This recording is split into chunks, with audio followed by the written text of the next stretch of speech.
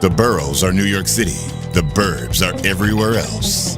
Real estate is the ultimate game of risk and reward. It's the biggest investment most people ever make. Fortunes are made over a lifetime and lost in a day. And we're not playing with monopoly money.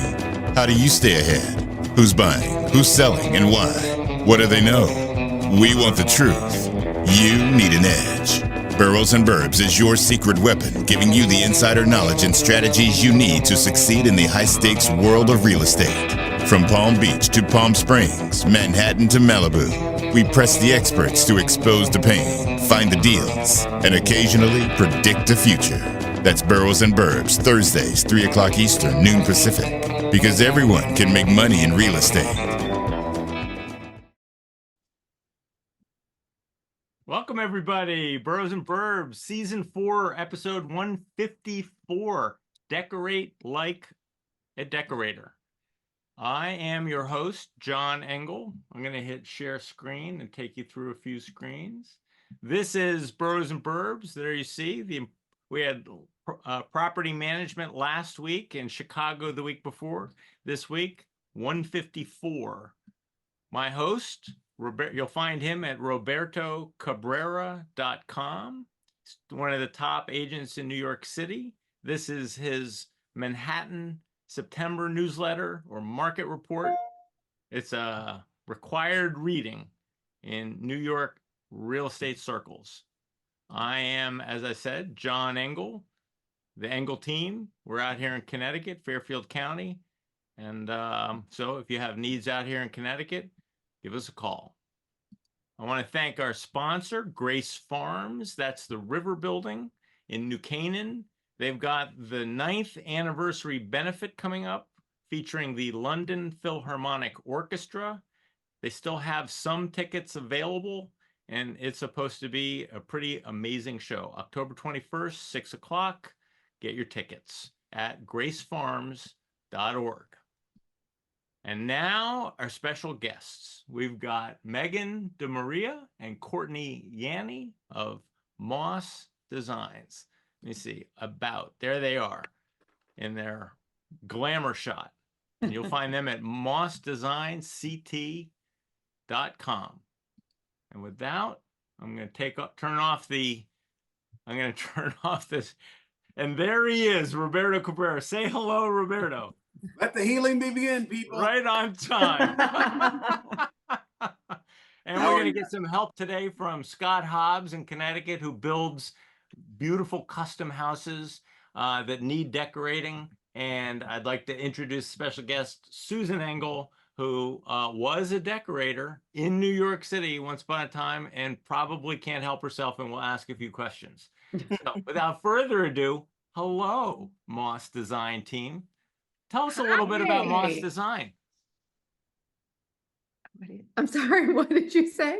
Tell us about Moss Tell Design. us about, sorry, of course we were talking over him, so of course we didn't hear you. Tell you, Meghan, you go ahead. Well, we're 9 years in the business.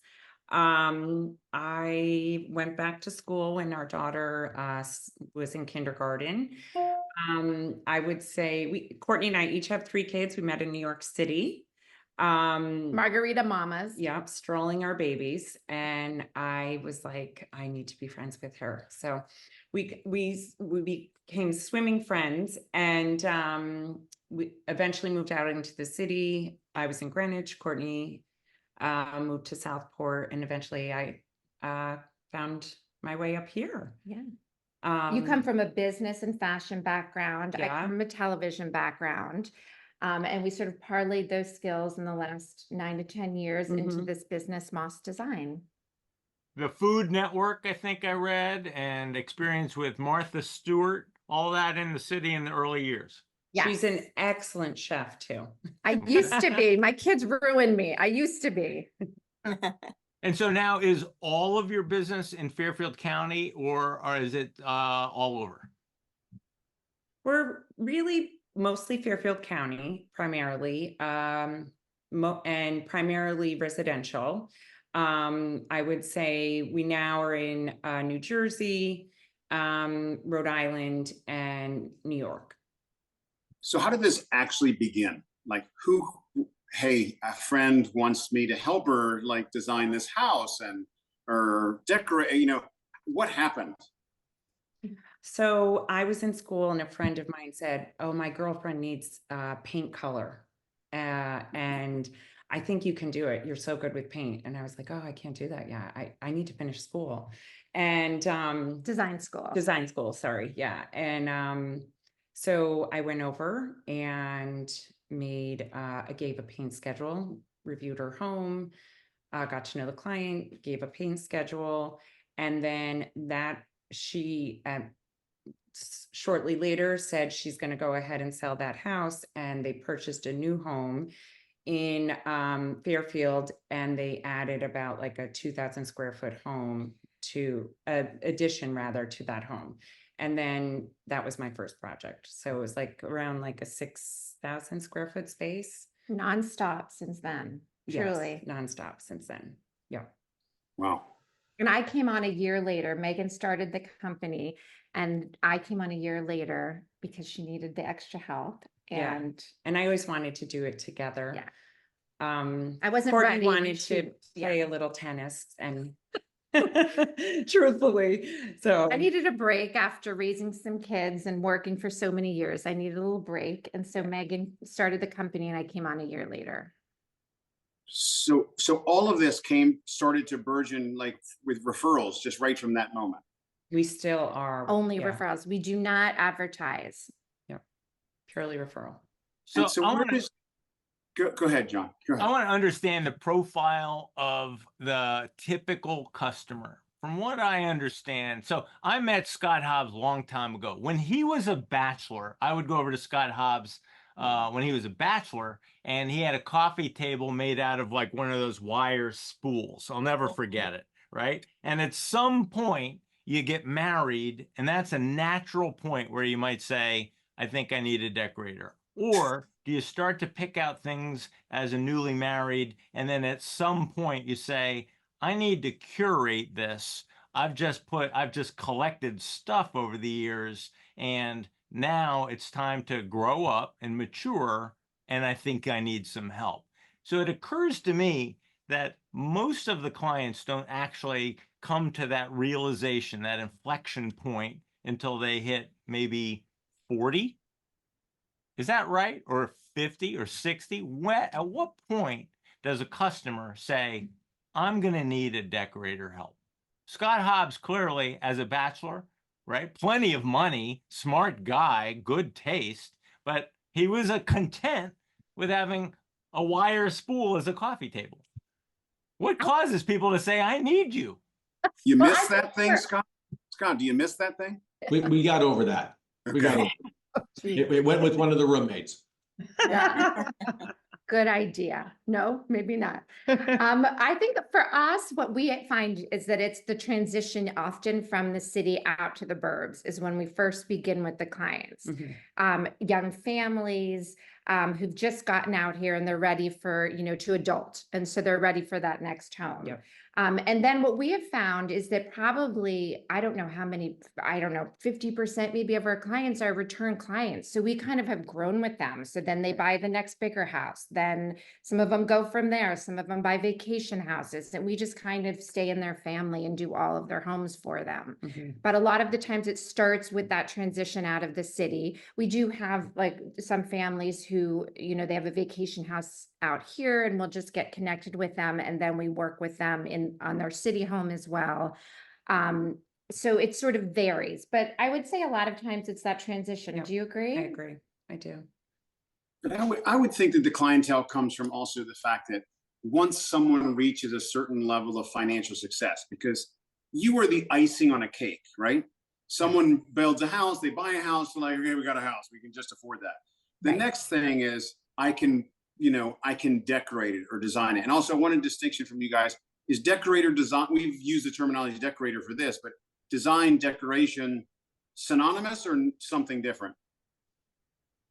You go ahead. We disagree. I like the old school decorator idea. However, we do design. We design furniture. We do kitchen design. I mean, we are doing real design. So therefore, we feel like we are designers. But I think there's something kind of I just like about being just a decorator. But I think that She likes because we're designing. designing custom furniture, or, we are looking at architectural plans and, A lot of built-ins, interior architecture, all of that we get our hands on. so in my So we are opinion, designing. it's design. We're designers. And so- If someone's going into a room and they're purchasing things from vendors, and they're not doing anything custom, and they're not looking at plans, I would say they're decorating. But I think as a designer, you do both. Yeah. So we could either go into and take a look at some of your portfolio, or I could ask you about trends, or I could ask you about trends and you could pick out some things in the portfolio that might illustrate current design trends. It occurs to me that when I look at the magazines, Connecticut Cottages and Gardens, for example, everybody is using this word curated now. They use it in connection with their Instagram pages. Oh, I need a curated look. And I think what that means is it's got a plan. The curated has got a plan. It's got some forethought. It's purposeful. It's not just a collection of interesting things. It's curated. So curated seems to be on trend. And the other thing that I've been hearing for about a decade is color is back. And Yes. and We are all about color. Yeah. and yet I don't know, because I've been told it's back every year.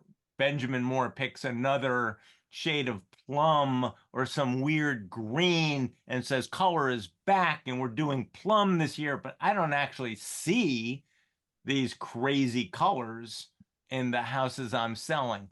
And if I'm selling them and they have plum walls, I usually tell them to paint them white. So let's talk about some of the trends. Go ahead. I mean, first we'll say, and I think a lot of designers would say this, that we don't believe in trends and we don't want to be trendy. Right. We want to do really classic work that feels really fresh. So we'll say that number one. Yeah. There is a sort of trend happening though, which is that sort of granny chic where so many of our young clients are so traditional. It's so interesting, right? Like when we first started, people seem to want, especially the younger people, want a more modern design. Now all the young designers or young clients are going back to this sort of granny chic, wanting their home to be more like their grandparents. They always say it skips a generation. So no one wants the home they grew up in. You want a home that your grandparents grew up in, and that's familiarity. And so I think that's part of where the curation comes into play, because it is such a more is more kind of aesthetic. And so Right. it's about curating and refining that aesthetic, going out and collecting, going to the vintage and flea markets and antiques, but really curating the look. So I think partially that's layers. why the layers, and that is why that word, I think in part has become so popular. What do you think? I agree. And I think to Courtney's point, I mean, we live in New England, so, there's a certain aesthetic. I would say, there's also a lot of modern homes, and, we worked on a passive house a year ago. So, but for us, I think like this generation is looking to have that kind of warmth in their home that the modern home doesn't always give, right? See, So, I think of curated as like specific to a person or a space, because it's unique to anything else. Do you tend to be more dictated by the space or by the personality of the people who are going to live there? it purely reflects the client. So Yeah. we actually take time to get to know the client, understand their family, what their needs are. And from there, we basically put together the design. But when you walk through the door, it's the story of their life, it's not a moss house. Yeah. It's not like identifiable, right down to like the books that are on the coffee table, The art, everything's curated specifically Yeah. to your point to these people and their personalities. So how often do you run into people or somebody and they're, you're just like, he someone explains to you what they want, what they like, and then, you leave and you look at each other and you're like, that guy thinks he wants that and he's completely wrong. He's like completely off. Well, it happens all the time. We were just in a home and this woman was telling us how the way she dresses too, she's very feminine, and she was talking about liking all this feminine design. And then she's showing us her house, which was much more transitional toward modern and much more masculine. And so she was saying one thing, but we were trying to decipher really what the story was, what was really happening there. Right. That's a huge part of it. It's like we're taking clues from them. It's not verbally necessarily what they're telling us. It's the way they dress. Yeah. It's the activities that they like to do. It's, inspiration pictures, but it's all together. And we're kind of being the sleuths trying to figure out what is their actual style. Right. Yeah. So having that conversation with them and you're like, well, we're not going to look at that anymore. We're going to show you this. I mean, do you have It's to a have little that? more subtle. It's it's always much more giving the subtle. options, right? We come in with all the fabrics, all of the wallpapers. There's several options. It's like, how do you gravitate? What are you gravitating to? Why? Right?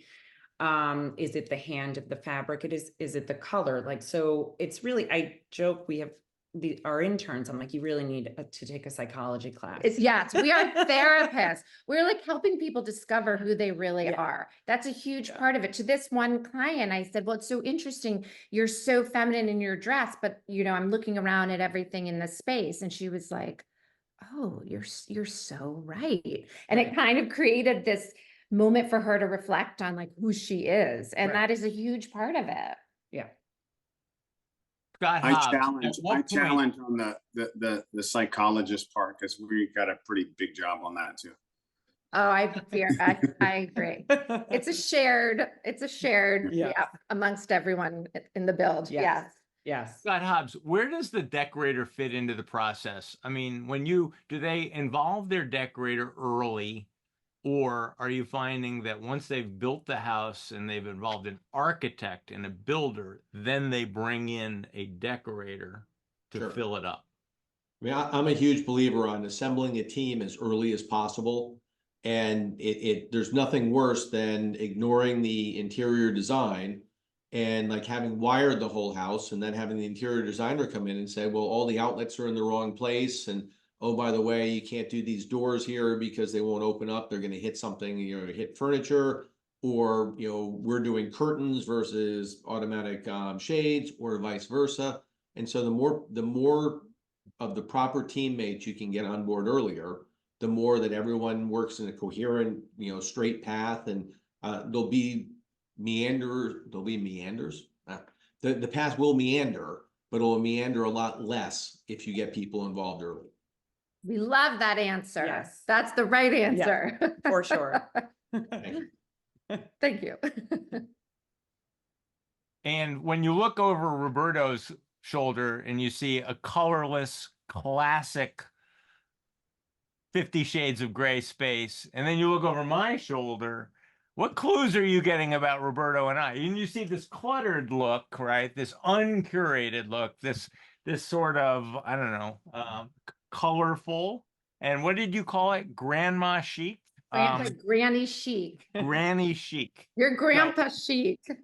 But it occurs to me that you're trying to get clues about our personalities, Your from clothing what says we've it shown you. all. But do you say, Roberto, I can fix this. What you need is some wallpaper. You need to really soften it up, Roberto. John, you need to curate your space. You're looking a little bit, organic, and we need to organize it. I mean, talk to me about the psychology of how you get these clues. What is the mission? And how do we know if we've succeeded? Well, I think people call upon us for color, right? So, and it's not necessarily on the walls, but we are like the queens of color. And that color is probably the most important part of any design, right? So if the color's wrong, the whole room is not going to work. So That's a great. No. Thank you. It's Benjamin Moore summer nights. But anyhow, so I would say, for someone that has the gray walls, you know what, it's not necessarily, okay, we don't want to have the gray. It's more of like, can we add a texture to this? Maybe you want to do a grass cloth, give it a little bit more personality and really get it so that it's more complete, right? Versus just the plain gray wall. Like, let's amp it up a little bit more. Right.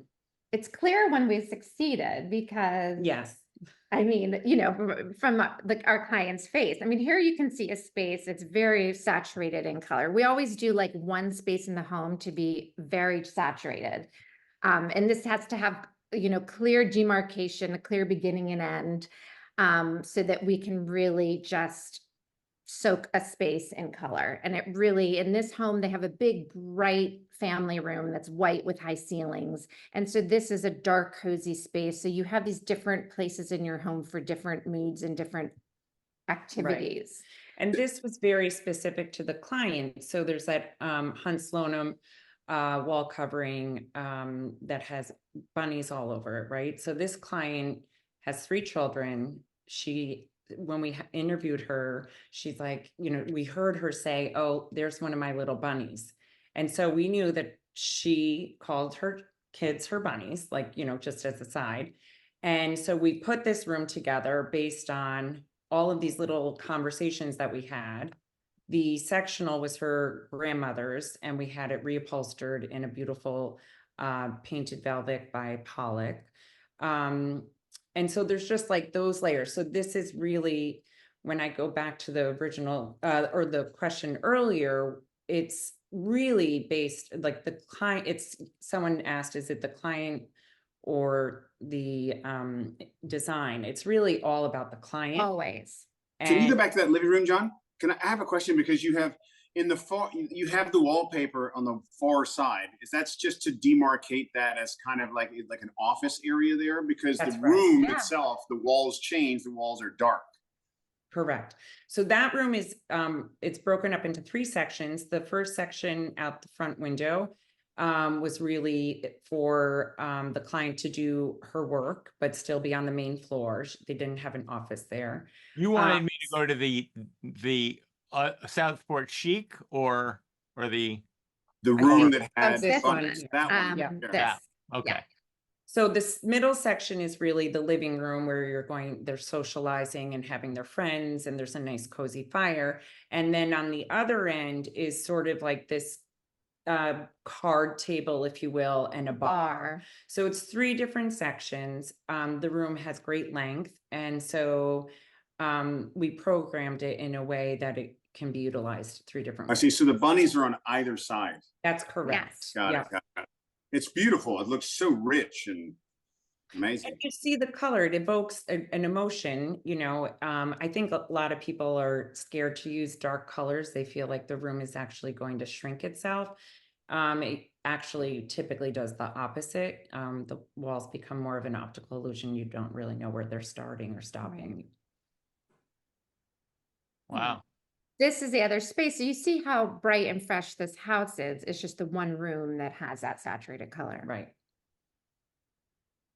But a lot of color throughout, even in the art, the pillows, the throws, textures, all of that is so important. Yeah, the color doesn't have to be, purple walls, although we have done that per a client's request. But in terms of you guys with, more of some of you with the real estate mindset, it's not just that we're washing the walls in a color. Color comes in so many different facets, as you can see. And so this house on the bottom right, with the dining table, this was one of our first clients. Second job, right? Second job.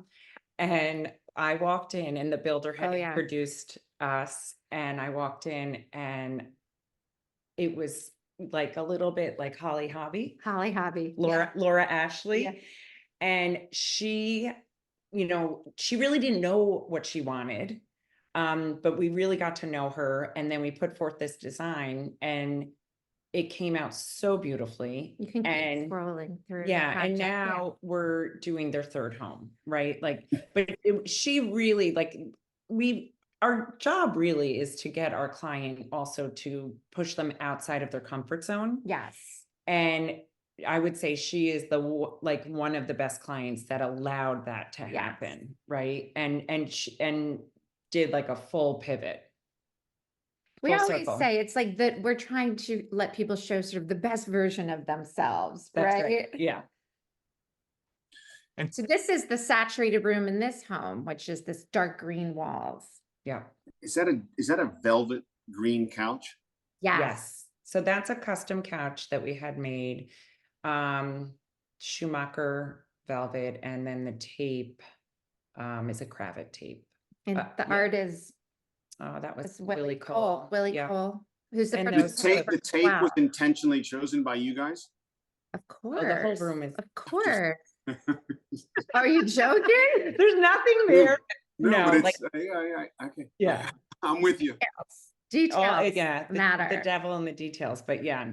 I mean, the books, everything is done. The objects on top of that bar, there's not all of the stain there, the fabrics there. It's all, those swivels were custom as well. Fiddles. Mm. That's what they're called? Yeah. Fiddly. Yeah, look how well that one does there. Yeah, she does not have a green thumb, but That one killed it. I mean, Yeah. it's enormous now. Yeah. It's had I've 9 got one of those. It does not look that good right now. No, It yeah. needs some help. It's all about having the right window. They either Yeah. are happy or not. They are. Yeah, super finicky. So this, again, you can see how color is used. It's not like it's everywhere, but color is certainly a big part of this kitchen. Right. Is there a property that you can show us? Not that there is a property, but that you were, even for yourselves, you're like, this is going to be a risk, but let's go for it. And this is crazy, but it's amazing. I mean, Like all you of took the yourself out of your own comfort zone. I we would did say the that, and the jewelry store. Yeah, we did Yeah. Henry C. Reed right there. Yeah. I mean, we have done a couple of commercial projects, but this was our largest, and it was amazing because the owners just had a friend who we had done their living room, or at that point, like their home, and really loved our work. And so this was a huge stretch for us, not having a ton of experience With in commercial real estate, but they wanted it to have a bit of a residential vibe. Like we did these, can you see that little love seat? We did 2 of those love seats. That's where you buy your wedding ring. Yeah. And so they wanted a real bar. So this is right on, Post Road in Fairfield. And they really wanted it to be a space where they could, you're celebrating a moment, you're buying an anniversary gift or a wedding gift, have a glass of champagne, and, there's comfortable seating, the lighting. While it's all for jewelry, there's also really beautiful pieces that Right. have a little more of a residential feel. So they were looking for that warmth. But it was challenging. And it was during COVID. I got COVID on the job with my mask on. The lighting was super challenging for a jewelry store. We ended up going outside and we needed to bring in people to help with that. Help out. Wow. It's really stuff for sure. Oh, Thank you. We feel that way too. In our own town too. And we chose the color for the exterior, and we were really involved in that. And it's so nice to drive by all the time and feel like you helped to make your town a little more beautiful. I think we feel really proud about that.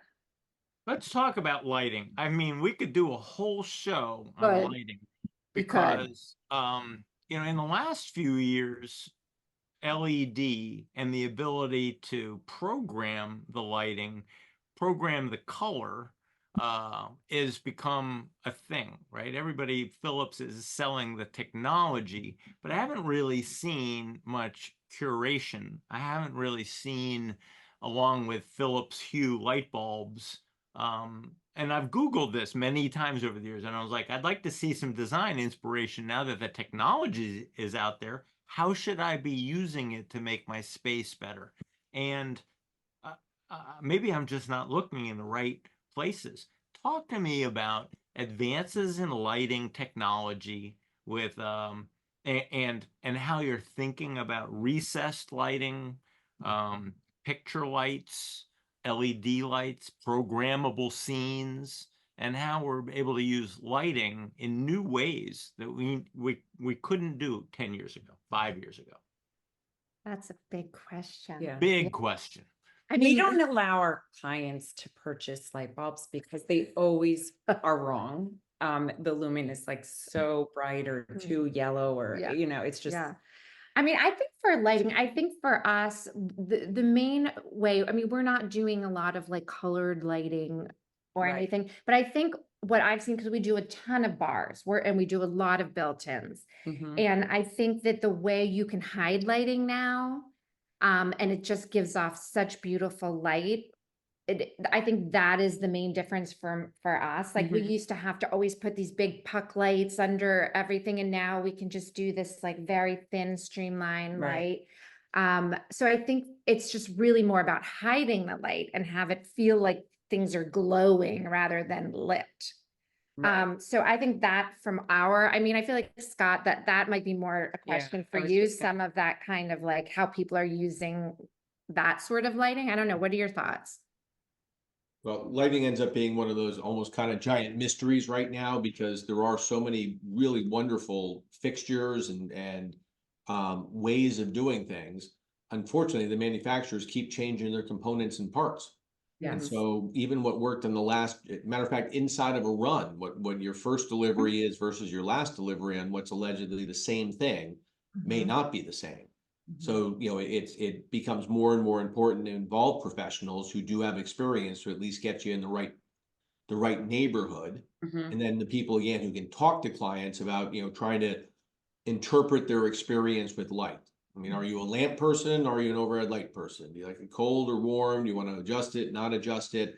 And there's just, it's a whole almost added feel to things, of It which is. again, it's much, there's both an aesthetic component and then a practical component. Right. Yes. I mean, it's so true because recess lights we deal with so much. And every time we find the recess light we love, it's discontinued. yeah, Like it's happened like 5 Yeah. times, right? And so that is a very good point that you made. Lighting is complicated.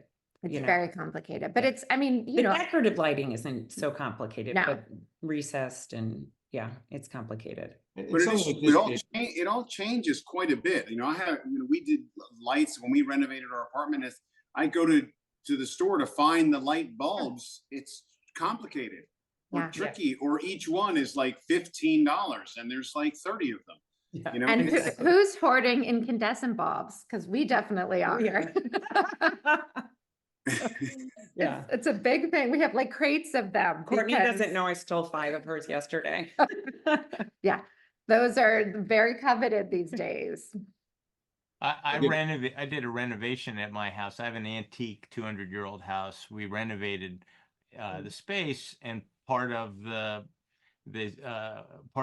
renovation was some Lutron. I just got the email saying I'm going to come and program your Lutron lights before I get there. To program your system, you got to tell me what it is you want. And I'm thinking, yeah, that's why I need a decorator. I don't know what I want. I mean, Yeah. what moods do I want? What do you mean? What moods do I want? I don't know. Do I have a morning Ask mood Melissa. and an afternoon mood? And how do I decorate around that? And how do I light around that? I have no idea. So I would think that is a major reason for hiring a professional to curate the space, is for the lighting alone is more than most of us can handle. I would just caveat that if, from what you've just described, you probably do not need a lighting specialist. A Yeah. good architect or decorator can likely get you where you need to go. But there are people that will actually start describing to you their emotions at every time of the day and where it is and the things that really bother them and the things that are awesome. And in those cases, you likely need to go to the lighting specialist as opposed to a design, a normal design professional. And I- Scott, what do you guys think of that? how expensive can that get? I mean, obviously it depends upon the proportion of the home and things like that. But I mean, that's an uber luxury product, right? To start going down that path. I think it's always important, and you guys comment on this too, is that the more honest a client is about their budget, the better off it is. And you know, I always caution that in a project, there is no upper limit to what you can spend. I mean, there's always more expensive stuff out there. And if you go for top of the top of the top on every last little thing, it's really expensive. But if it turns out as people are questioning you and asking you what's important and they figure this out, then you can prioritize the dollars to what matter. Yeah. And if you're sitting there saying, look, I've got 50,000 for lighting or 100 or 200, you know, the person should be able to work with you.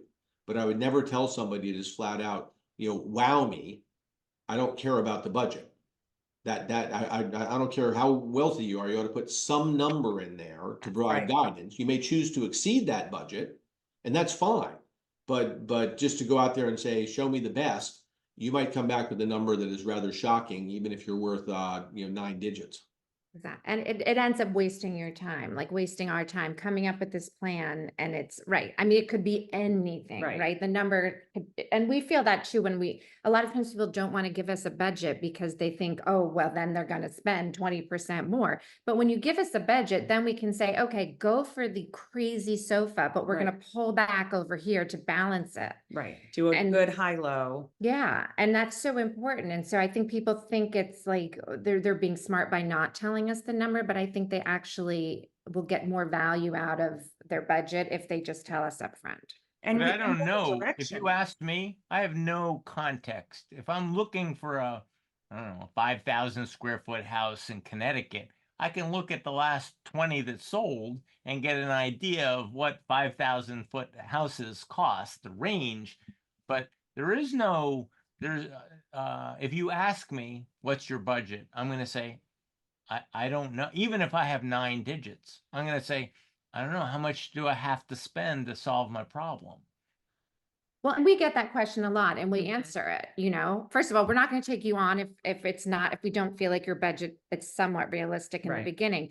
But we get that question a lot. And it's like, okay, well, the room that you're seeing in this magazine that we did started at $60,000 or $50,000. And so we even have documentation that's like, because people will see something online, some high gloss room, some like crazy space. And they're like, okay, I've got $30,000. Let's do it. And, you know, so you need to show them the picture and be like, this room cost approximately this amount of money. And so that then helps people, because to your point, yeah, most people don't know how much these things cost. So that is part of what we're supposed to do is educate the clients.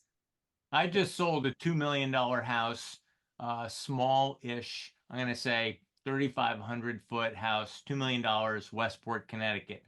Young family, 2 little toddlers. They come out, they spend $2 million. Absent any other context, do you think that they should start by spending $500,000, $100,000? I mean, is 5%, $100,000 a good starting point? And if I say, what can you do with $100,000 on a smallish $2 million antique in Westport, Connecticut? Then I could find out whether if we did 1 or 2 rooms, whether I should keep going. Is that an approach? Yeah, I mean, we do take on, clients that it's just like a 2-room project. It always ends up snowballing into the whole house at some point.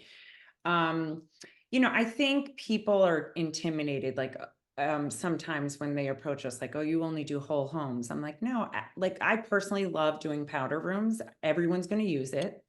It's such an important room in the house.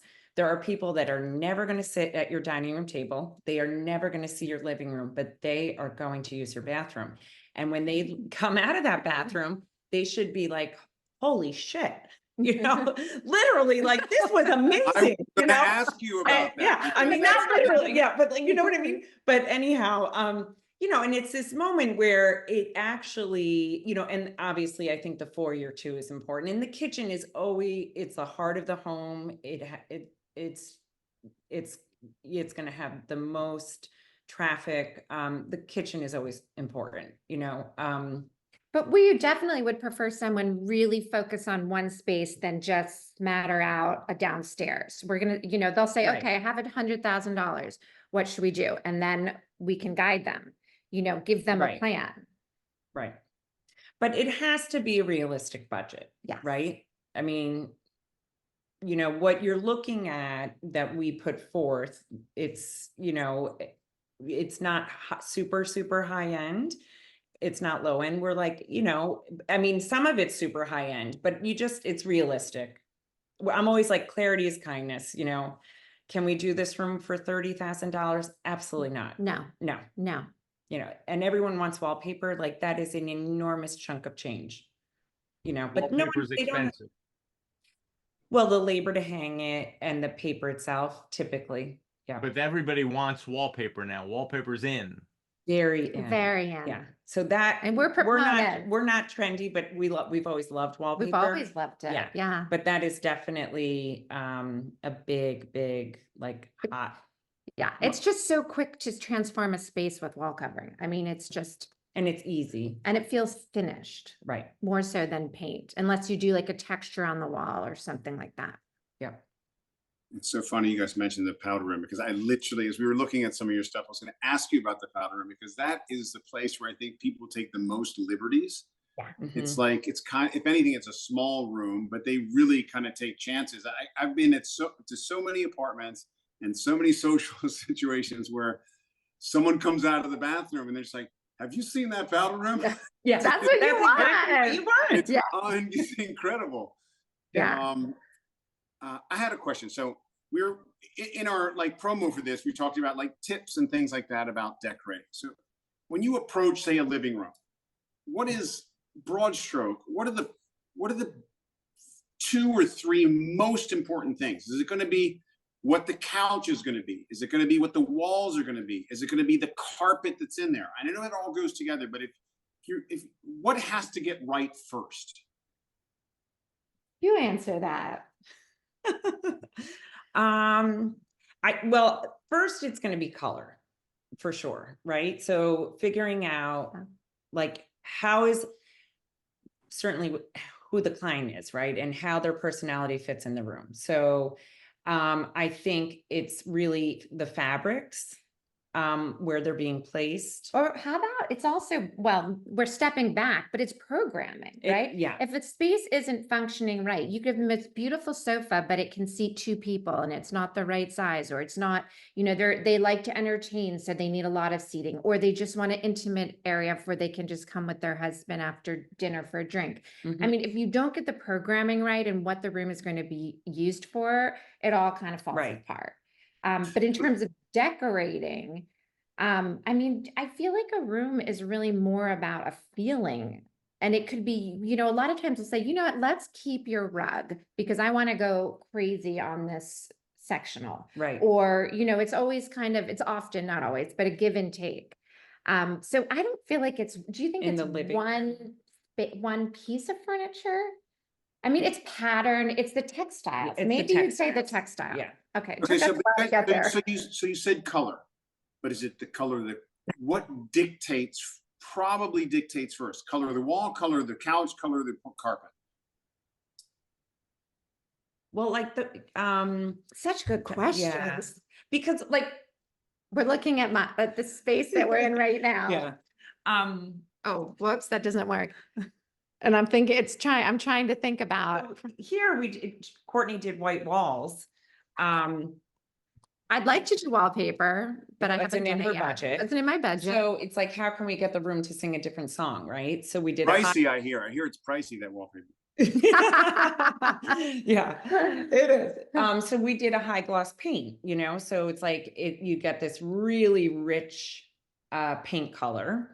And then it helps because we're really focusing on the millwork in the space, it kind of elevates the whole room. Right. It just feels a little more rich because of that. Yep. And then And that sorry, go wall ahead. behind you, is that paper or is that tile or what is? This is a bar and it's wallpaper. Okay. Yeah. Yeah. Yeah. So this is just like this actually, the house is on our website. Yeah. Um, He was just scrolling. oh, okay. Oh, sorry. Right. Okay. But this also, like, you're creating homes. So to that point, like Courtney has very specific pieces of art and Antique pieces. antique and, pieces that she purchased, you know, overseas or whatever, but it's like, how are those, how are they visually holding the real estate in the room, right? And so to that end, your question, like, where do you start in the living room? Like, does the client have an old piece that they want to keep? Then we're going to revolve the whole room around A that. piece of art. It could be, oh, they have this beautiful rug, or, you know, they really want to make something special, the fireplace. Like, we're always kind of, we're always going into a space and finding one stepping out.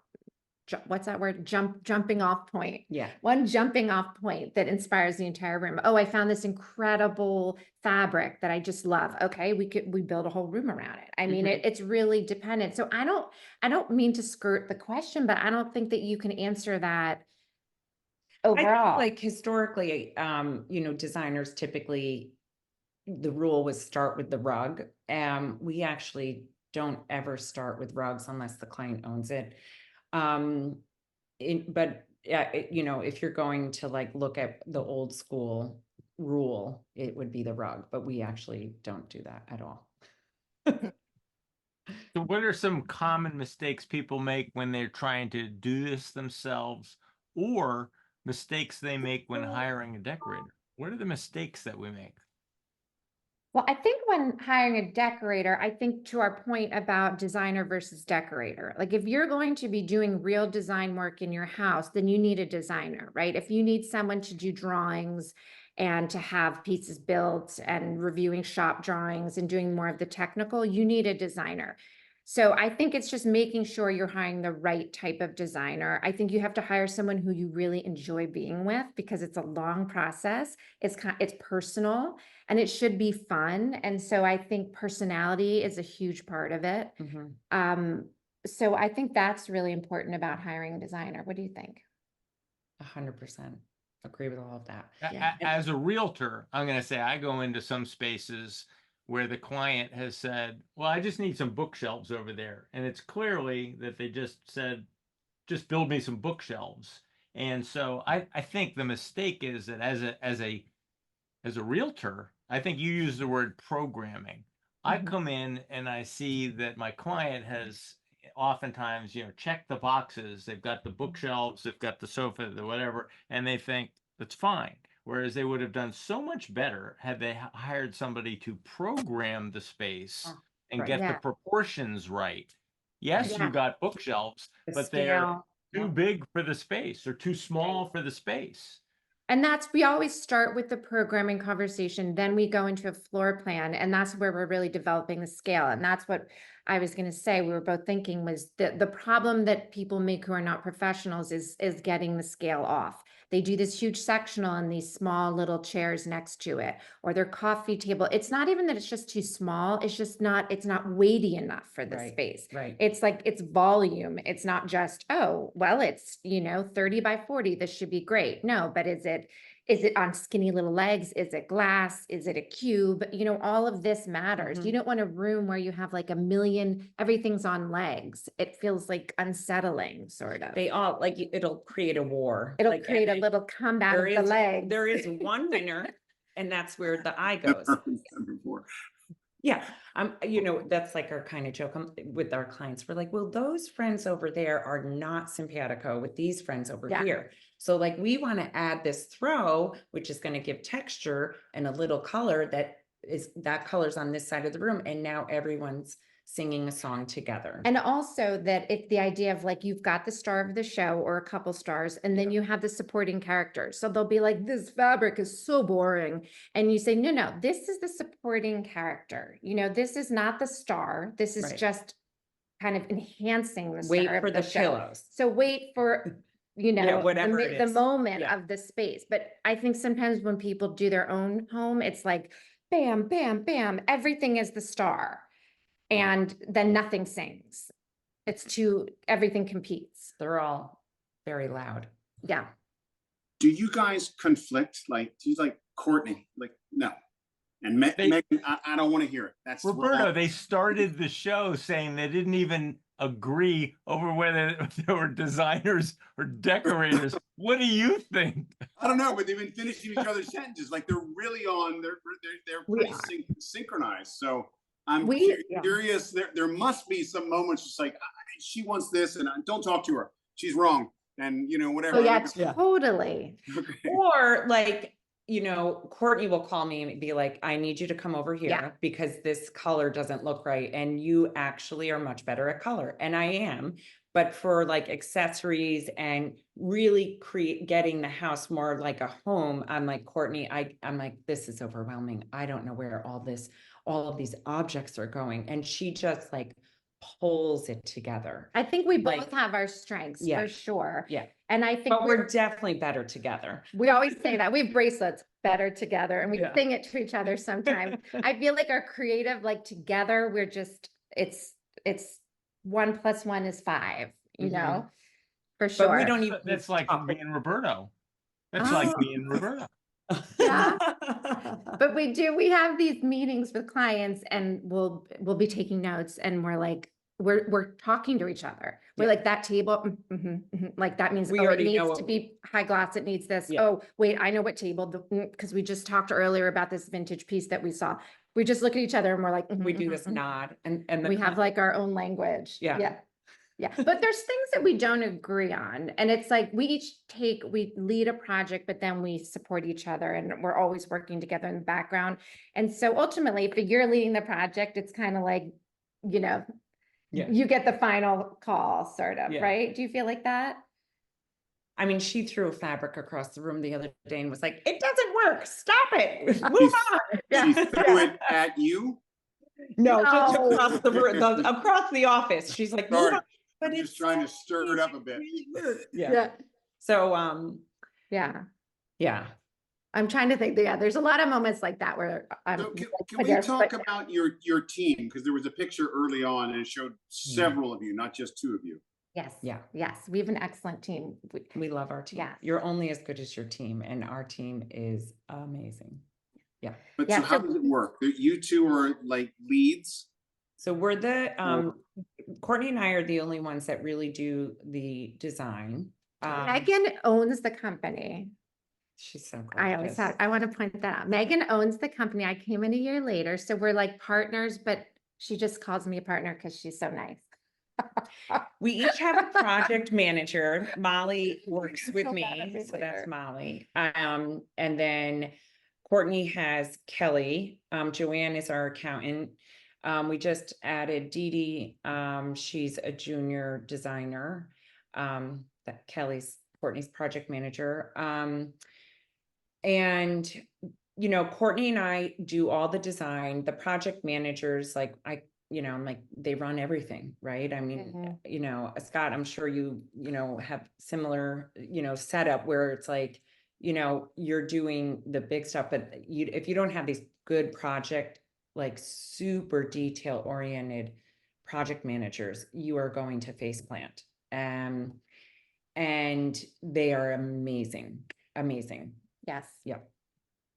How long does it take to do this? If I ask you to, if I ask Scott to build me a modest house and he says, it's 18 months. He says it's 18 You add million. another 6 months on Also top says of that? it's 18 million, by the way. Oh. Yeah, 18 months, 18 million. You say, and it'll be another 6, or are you part of that timetable? A lot of wealthy people, time is one of the most important things, and they want to get in when they want to get in, and they don't want to give you an extra 6 months. So how much time do you add to the job when he's building the house?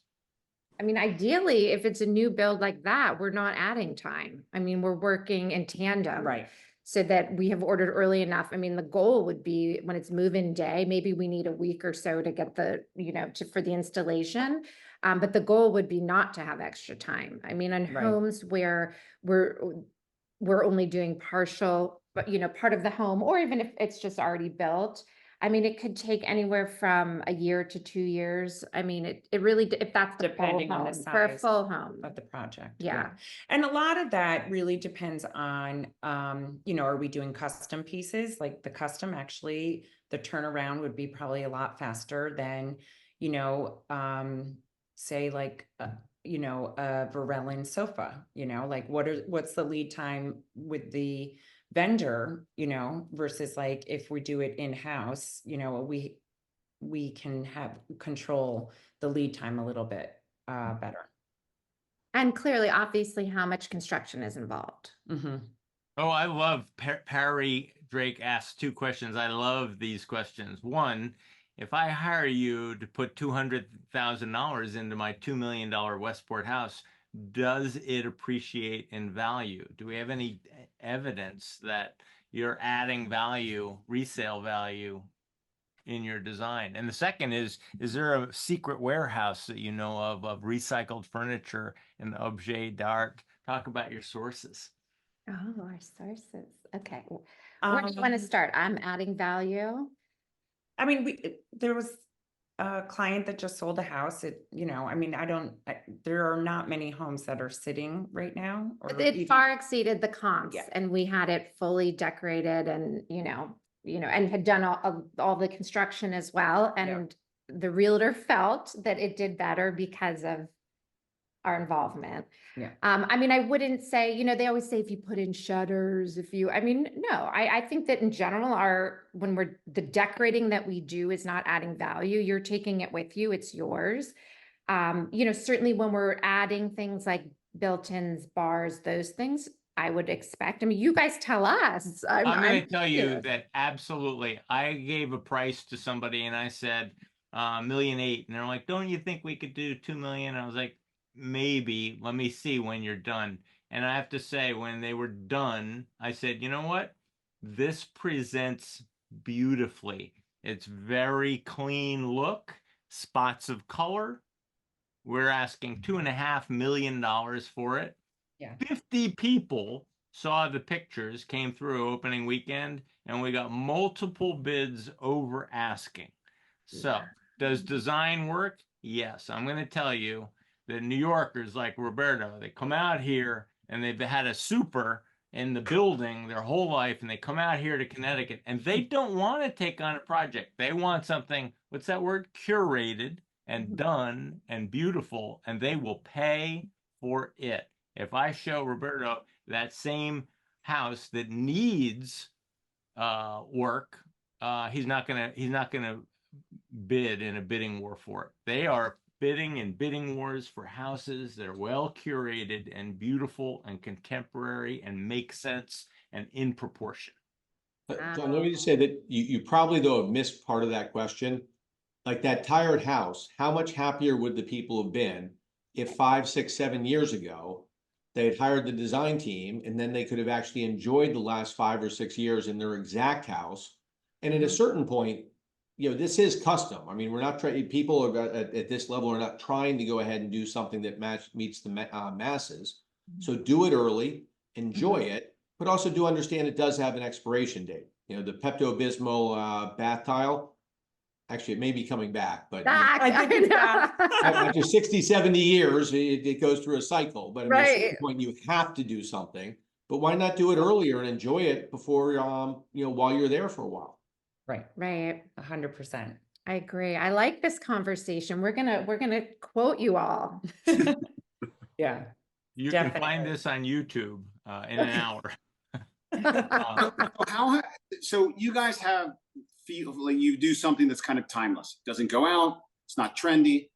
So how has your like vision grown, or where do you see what's the trajectory of where you're going? Is it the same, and you kind of apply the same formula to, not the same thing, but the same approach and formula to each and everything, or what's in front of you guys?